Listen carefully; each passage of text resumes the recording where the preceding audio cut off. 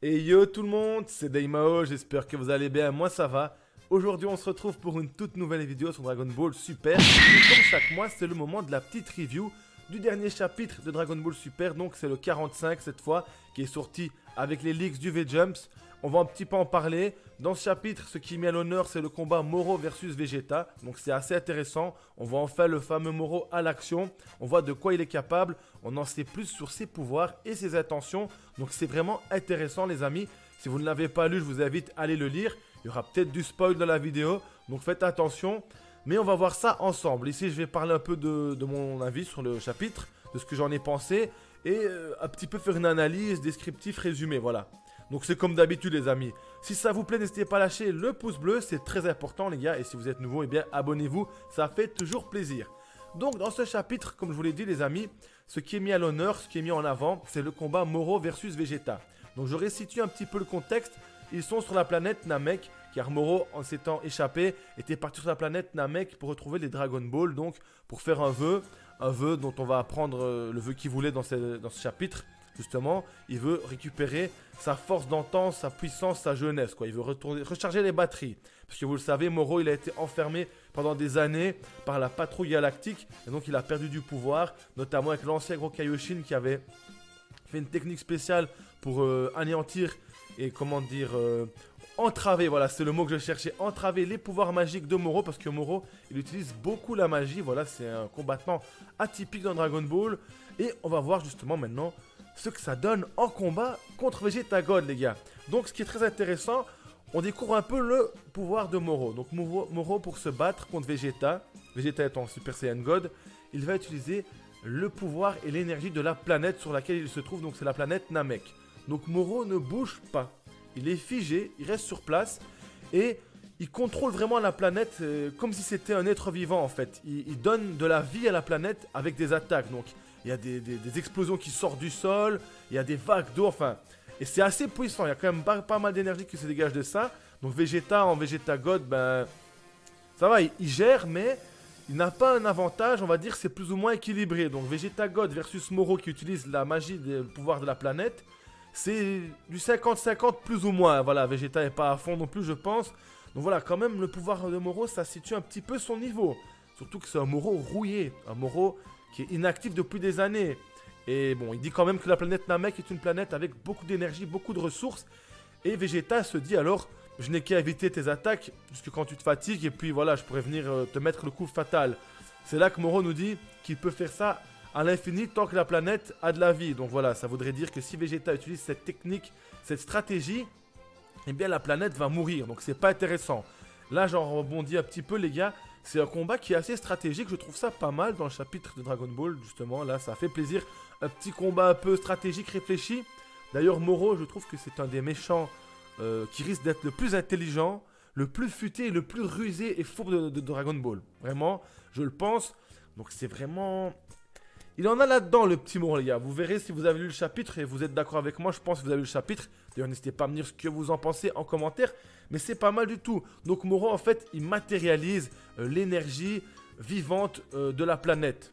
Donc, c'est quand même assez fort. Hein. Donc, ça veut dire que s'il est sur une grosse planète, il peut faire très très mal. En fonction de là où il est plus fort ou moins fort. Voilà. Et donc, moi, ici, je voulais revenir aussi également Moro. De ce qu'on voit, on pourrait estimer qu'il est du niveau d'un Saiyan God. Voilà, comme ça, avec sa force actuelle. Parce qu'après, on voit que Vegeta, il va se transformer en Blue. Et là, Vegeta, il va carrément avoir le dessus. Donc là, il n'y a pas de problème. Mais bon, avant de se transformer en Blue, Vegeta, il est malin aussi. C'est pour ça que je vous dis, c'est un combat stratégique avec de la ruse.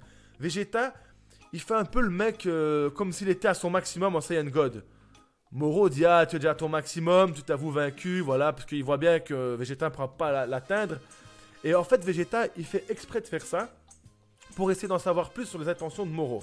Ça fonctionne, parce que Moro lui avoue qu'il souhaite récupérer toute son énergie avec les boules de cristal, donc avec les Dragon Ball, il veut redevenir comme avant, on va dire, la jeunesse, son énergie d'avant, voilà, il veut récupérer, comment dire, se faire soigner, je sais pas comment on pourrait appeler ça, il veut un vœu curatif, quoi, pour devenir un Moro full power, on va l'appeler comme ça, les amis, voilà, je sais pas, si vous avez une idée en commentaire, dites-le moi, un petit Moro full power. Et donc Vegeta se dit, ah ben voilà, tu es vraiment une crapule comme la patrouille galactique le disait, donc tu ne mérites que la mort. Et en fait, Vegeta, il fait comprendre à Moro après qu'il n'avait pas tout donné. Il voulait vraiment en savoir plus, voilà, parce qu'il disait, ouais, même Goku le dit, hein, Goku il dit, ouais, ah bien joué Vegeta, tu l'as laissé devenir présomptueux pour en savoir plus sur ses intentions, donc c'est pas mal. Goku réfléchit aussi, puis Goku analyse bien la situation, et ça c'est assez cool les gars, franchement ça fait plaisir. Donc vraiment jusque là, c'est super intéressant les amis. Et le problème, c'est qu'on va savoir en lisant le chapitre que Moro il a fait pareil. Il a fait un peu le gars naïf entre guillemets, pour voir jusqu'où Vegeta pouvait aller au niveau de sa puissance, avant de, vous allez voir, absorber la puissance de Vegeta. Voilà, je vais en venir dans les explications, ce sera plus clair avec les explications, parce que Moro en fait, une fois qu'il a avoué son vœu, et que Vegeta le sait, donc ils se battent toujours, et Vegeta il passe en Saiyan Blue, et là c'est bon, là il a l'avantage carrément, et Moro il est un peu étonné, parce qu'à un moment donné quand il est en God, Vegeta, et que Moro lui avoue son vœu, que Vegeta fait le gars faible, genre Vegeta il fait le mec au bout de ses limites, voilà, au bout de ses limites. Moro, dès qu'il arrive sur Vegeta, il est un peu souriant et tout, il prend la confiance. Et là, Vegeta il passe en Saiyan Blue et c'est fini. Il a carrément l'avantage sur Moro, donc Moro n'a pas le niveau d'un Saiyan Blue. Donc il est quand même pas mal fort, mais son niveau est toujours inférieur à Saiyan Blue.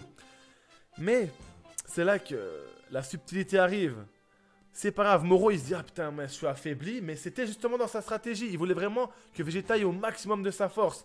Alors il fait le mec un peu en détresse, il est distrait avec quelques Kikoa, parce qu'il y a aussi son allié, le petit gars de Freezer qui l'avait aidé à s'échapper, qui veut se barrer. Vegeta et Goku sont distraits, Moro lance des Kikoa, hop, et sur quelques secondes, hop, il arrive, et bim, main en l'air les amis, donc ici voilà, je mets en l'air, et il prend toute l'énergie de la planète. Donc vous savez, ça me rappelle quoi? Et je vous l'avais dit au début, dès qu'on a parlé de Moro dans les dernières reviews, dans les premières reviews où il y avait Moro, je vous ai dit son pouvoir, de ce qu'on avait raconté sur lui, moi ça me faisait penser à Genki Dama qui mangeait l'énergie. Et bien là, si vous avez vu le chapitre, pour moi Moro il fait un Genki Dama. Hein. Pour moi ce Genki Dama, peut-être un Genki Dama maléfique, je sais pas comment on pourrait le différencier parce que, comment? Moro il lève la main en l'air, et il absorbe directement l'énergie de la planète, donc comme le Genki Dama. Donc ça, Goku dit oui, voilà, la planète, donnez-moi votre énergie, ça se fait automatiquement. Mais également l'énergie de tous les habitants et toutes les personnes se trouvant sur la planète. Et c'est très important, les gars, parce que il absorbe. Avec Goku, il faut que les gens lèvent la main en l'air, comme ça prend. Il faut que les gens, voilà, Goku, il dit, voilà, donnez-moi votre force, votre énergie. Et ça se passe comme ça. Mais là, Moro, il demande rien. Moro, on voit les Namek sur leur planète, ils tombent, genre, ils s'évanouissent. Ils ont plus de force, vraiment, comme quand Goku prend l'énergie contre bout. Même des humains qui font le Genki Dama, voilà, il prend l'énergie des humains. On voit, ils lèvent le main, puis ils ont des vertiges et tout. Et ben là, c'est exactement pareil, les gars. Moro, pour moi, sa technique, c'est le Genki Dama. Sauf que lui, et après, on voit même, comme quand Goku, il apprend le Genki Dama avec Kaio. Vous allez voir. Il prend l'énergie à la boule et puis bam, il serre le poing et ça se matérialise en boule de ki. Sauf que lui, au lieu de faire une attaque avec, il le mange. Il mange la boule de ki et il s'empare de l'énergie de la force. Voilà, donc Moro est vraiment un être très puissant. Et après, on voit une fois qu'il a fait ça, déjà Goku se dit putain, il y a un truc bizarre qui se passe, fais attention Vegeta. Vegeta, il fait, tu crois que tu vas nous impressionner avec ton attaque. Pour eux, ils font pas de lien avec le Genki Dama. Hein. Mais il n'arrive plus à se transformer en Saiyan. Il sait plus se transformer en Super Saiyan Blue. Il y a un petit parallèle en même temps, voilà, Merus dit à Jaco, oui, je ne l'aurais pas dit, mais ils sont partis sans tout savoir sur Moro, il peut prendre l'énergie de ses adversaires, c'est ça qui le rend vraiment redoutable. Et on comprend pourquoi Merus avait peur de Moro, justement. Et là, Goku et Vegeta comprennent, et en plus, Moro leur dit, vous saviez que je pouvais absorber l'énergie des planètes, mais vous n'avez pas pensé que je pouvais également absorber l'énergie des êtres sur la planète. Et là, ils sont un peu désemparés, parce que sans ki...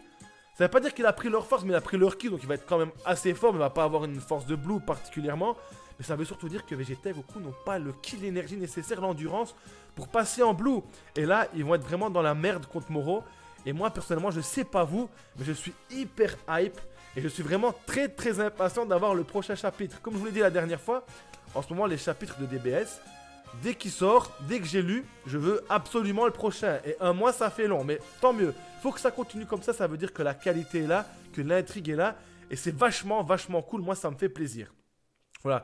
Donc ici, je trouve que le chapitre, vraiment, il était très bon.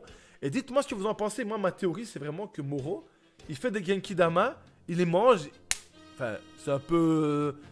comment dire, grossier ce que je vous dis, mais c'est vraiment l'idée que j'ai. Voilà, donc ce Moro, franchement, ennemi très redoutable et je pense qu'il va devenir l'antagoniste.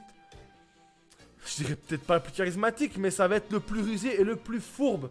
Et nos amis vont vraiment avoir besoin de toute leur tête, en plus de leur force, pour le vaincre. Vraiment, c'est quelqu'un de redoutable, ce Moro, voilà.